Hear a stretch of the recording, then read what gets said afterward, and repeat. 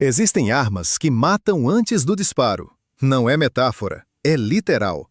Um som, uma sombra, um assobio no céu e a capacidade de combate de uma unidade inteira despenca antes de o primeiro projétil alcançar o alvo. Na Segunda Guerra Mundial, foram criadas mais armas assim do que em todas as guerras anteriores juntas. Hoje, 10 exemplares depois dos quais combater ficou mais assustador do que morrer. MG-42. Os soldados aliados o chamavam de vários nomes: Serra Circular de Hitler, Cortador de Grama, Moedor de Ossos. Cada apelido sobre o som. Uma metralhadora comum daquela época fazia de 450 a 600 disparos por minuto. A MG-42, 1.200. Não uma rajada, um uivo dilacerante contínuo, no qual o ouvido humano já não distinguia os disparos separados. O Exército dos Estados Unidos produzia um filme de treinamento especial, não sobre como se esquivar das balas, mas sobre como não perder a capacidade de combate só pelo som dessa metralhadora. A mecânica era simples e cruel. Ferrolho de roletes com recuo do cano. Cartucho Mauser de 7,92 por 57 mm. Depois de 250 disparos, o cano esquentava e começava a perder precisão. Os alemães resolveram esse problema com uma portinhola lateral basculante. Um homem trocava o cano em 6 segundos. Enquanto houvesse fita, a metralhadora não se calava. Uma única guarnição na posição podia deter a ofensiva de um pelotão inteiro do adversário. Não pela precisão, mas porque, sob tal som, no ser humano falha o instinto básico: levantar-se e ir para a frente. Junker J-87. Se a MG-42 trabalhava do solo, o Junker J-87, a Stuka, trabalhava do céu. E também com som. Nas hastes do trem de pouso desse bombardeiro de mergulho eram instaladas hélices especiais, que os soldados soviéticos chamavam de realejo, e oficialmente, trombetas de Jericó. No mergulho, o fluxo de ar incidente girava as hélices, e a máquina começava a uivar. Quanto mais acentuado o ângulo de mergulho, mais alta e mais estridente a tonalidade. O piloto podia não olhar para os instrumentos. O som por si só indicava a velocidade. E para as pessoas lá embaixo, esse uivo crescente significava uma coisa só: é agora. A Stuka entrava em mergulho no ângulo de até 90 graus, acelerando até 600 km por hora. A sobrecarga na saída chegava a 6 unidades. Os pilotos regularmente perdiam a consciência. Foi exatamente por isso que no avião havia um sistema de saída automática do mergulho. A máquina se nivelava sozinha, enquanto o piloto voltava a si. A bomba saía no último momento. A precisão de acerto, um círculo de 30 metros de diâmetro. Mas a verdadeira arma não era a bomba de alto explosivo. A verdadeira arma era o uivo alguns segundos antes dela. Até o ano de 43, as sirenes foram retiradas. Os caças aliados àquela altura já haviam aprendido a abater a Stuka na saída do mergulho. Mas em 39, 40, 41, esse som quebrava a defesa mais rápido do que qualquer bomba. Katyusha. Na frente oriental, a Wehrmacht não tinha resposta para uma pergunta: de onde isso veio? A viatura de combate de artilharia de foguetes BM-13 carregava 16 trilhos para projéteis de calibre 132 mm. A salva completa, 7 a 10 segundos. 16 foguetes de 42 quilos cada saíam para o ar um após o outro, com intervalo de frações de segundo. O projétil voava a uma distância de 8,5 km. Um batalhão de 12 viaturas disparava 192 projéteis numa única salva, o equivalente ao golpe de 12 regimentos pesados de obuses ao mesmo tempo. Depois da salva, as viaturas partiam. A artilharia pesada padrão ocupava a posição por horas. A Katyusha chegava, atirava e desaparecia, mais rápido do que o primeiro projétil alcançava o alvo. Os relatórios alemães, depois dos primeiros encontros com essa arma, em julho de 41, eram de pânico. Os russos empregaram uma bateria com um número incomum de canhões. Isso não era de todo preciso. Eles empregaram uma arma que não deixava tempo para a reação. Os soldados da Wehrmacht a chamavam de órgão de Stalin, pelo característico uivo das empenas dos foguetes em voo. Um som depois do qual só restava deitar-se e esperar. Lança-chamas M2. No Teatro do Pacífico, a guerra foi para debaixo da terra.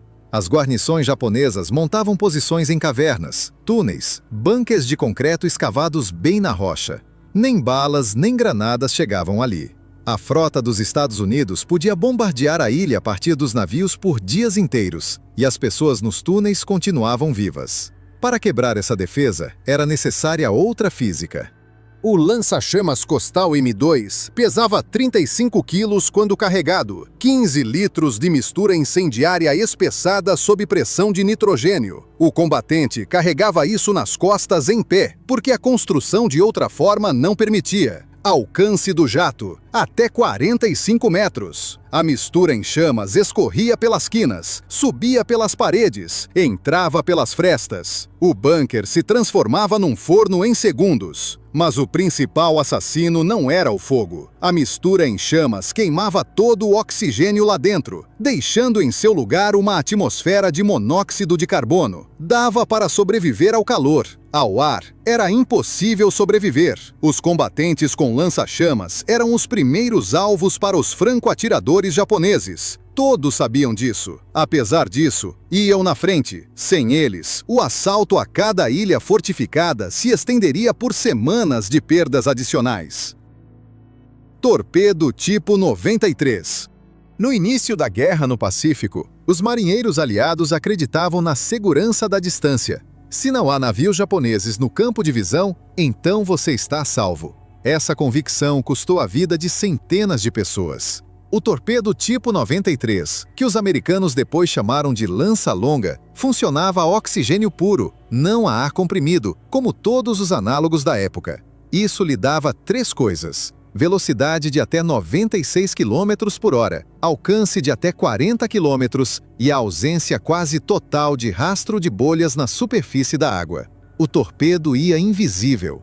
O torpedo americano padrão daquele período tinha alcance máximo de cerca de 13,5 km. O japonês tinha o triplo do alcance. Os navios aliados explodiam sem causa visível. Não havia navios japoneses no horizonte, não havia rastro na água. Ninguém ouvia o som do lançamento. A ogiva pesava 490 quilos de explosivo. Um único acerto bastava para tirar um cruzador pesado de operação por no mínimo meio ano. Só em 43, os americanos conseguiram recuperar um exemplar inteiro e entender com o que haviam lidado durante todo aquele tempo. Canhão de 88 mm. Os projetistas alemães o criaram como canhão antiaéreo, para abater bombardeiros a uma altura de até 11 km.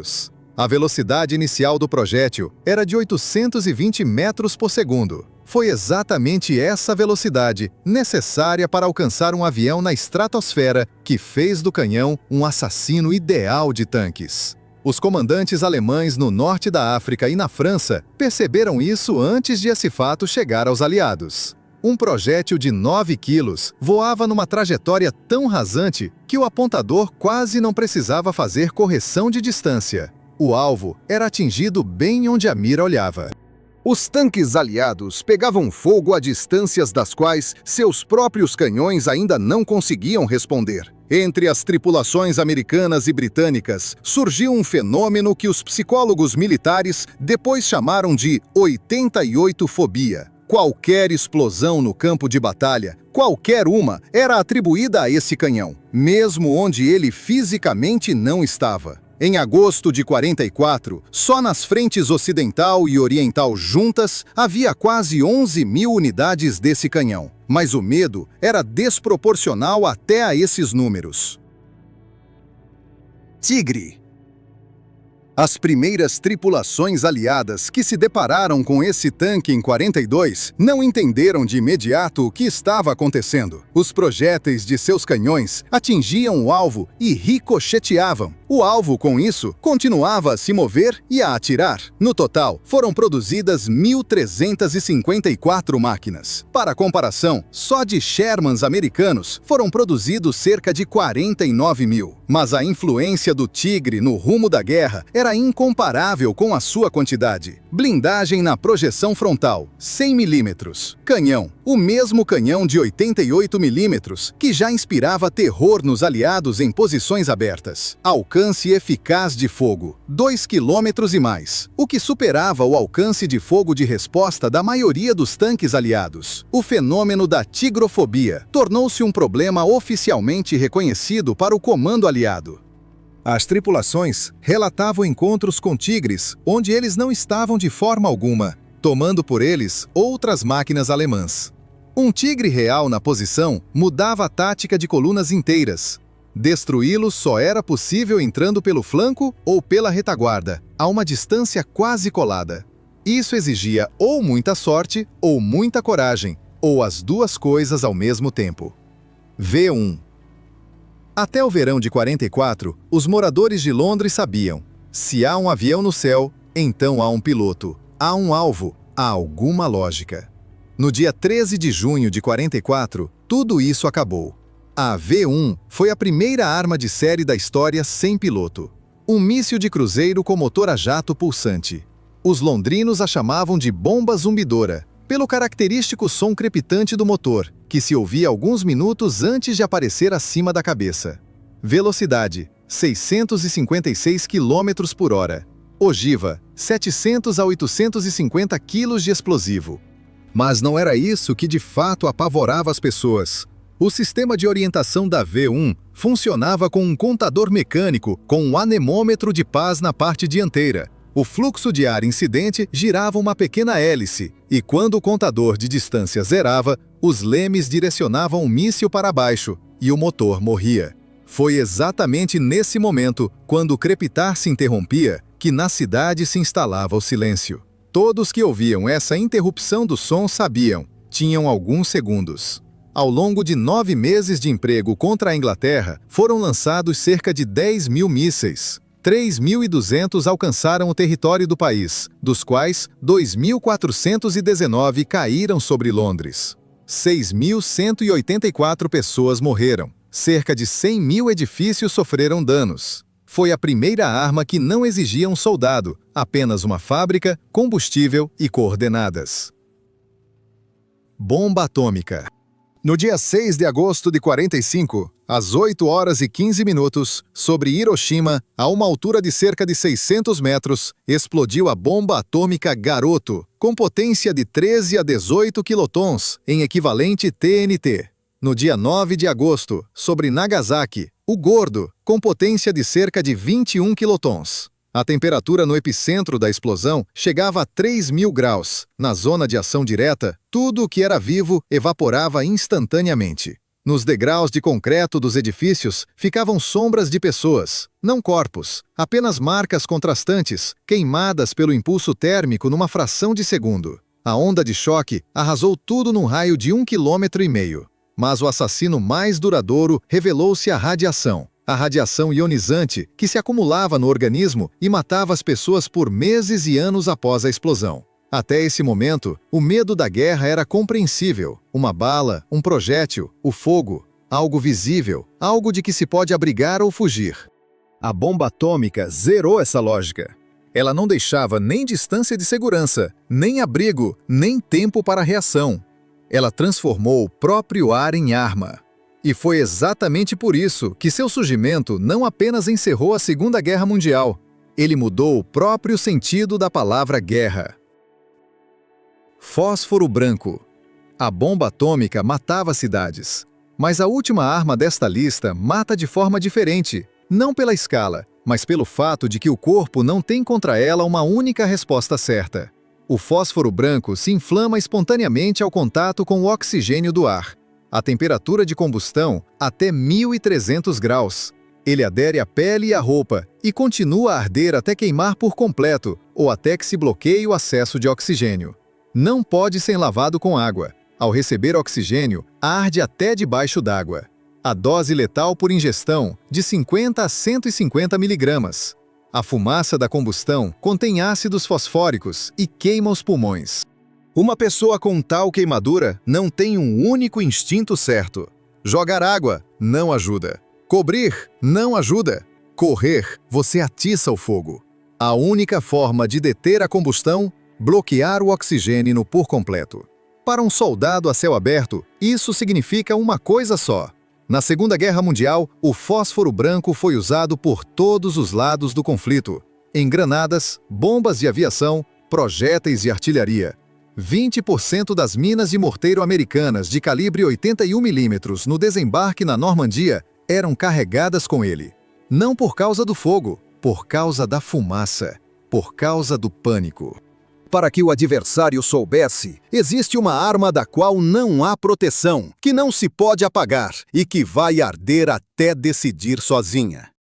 Inscreva-se no canal se quiser saber como os engenheiros, vez após vez, encontravam novas formas de quebrar aquilo que parecia invulnerável. E escreva nos comentários qual arma desta lista parece a você a mais assustadora. Não a mais letal, exatamente a mais assustadora.